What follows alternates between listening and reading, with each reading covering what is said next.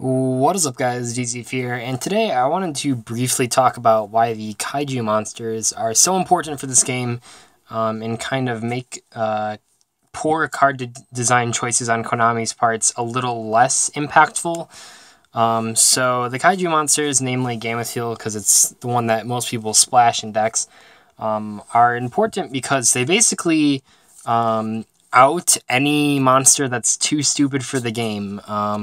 Which is interesting because it basically just says that in some ways it's a deterrent for people from people playing decks that revolve around summoning one unbeatable monster where they're trying to protect the castle. We've seen decks like this before. Towers Turbo was super popular. That was before the Kaijus came out. Now Towers is banned. We see the new Raid Raptor guy. Great Magnus. There's a new rank 4 that just got announced that's sort of like a Towers. And when Konami creates these cards, without the Kaijus in the mix, they're really hard to out. There's, of course, generic outs, sort of, that are like Utopia the Lightning is a pretty good one. Diamond Crab King was the previous one. And I guess in Europe they don't actually have Utopia Lightning, so Diamond Crab King's kind of the go-to there. But what's so cool about the Kaijus is that they're a straight -1 that doesn't require any setup. You can just immediately tribute your opponent's monsters.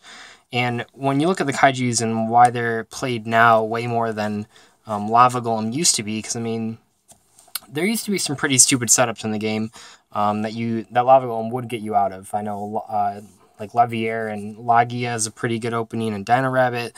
A lot of the wind-up fields with Shockmaster were pretty terrifying. But the difference that the Kaijus make, even though they only tribute one monster, is that they still allow you to normal summon something.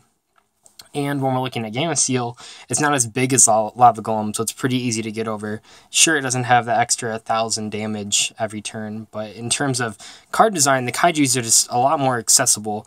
Not even when you consider Interrupted Kaiju Slumber, which adds a whole new dimension to the strategy. But yeah, so I think that it's important that we have Kaijus in the game. Obviously, there's so many of them that there's no reason for Konami to ever really hit Kaijus, because they're not really ever going to be like a top strategy.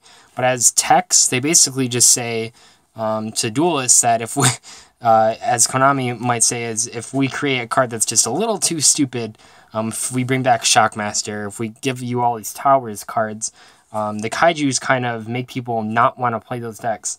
And it's not even that like everyone is playing Kaijus. A lot of people are, but not everyone, obviously. But if you're playing a deck, or if you're considering playing a deck like Great Magnus Turbo or Raid Raptors or something, like you have to realize that like if your entire deck is just based around making an unkillable card, that any Kaiju can just immediately out it, and then usually those types of decks don't really have any other plays, so the Kaiju just completely crushes the entire strategy, even if the person that's playing it is taking a -1.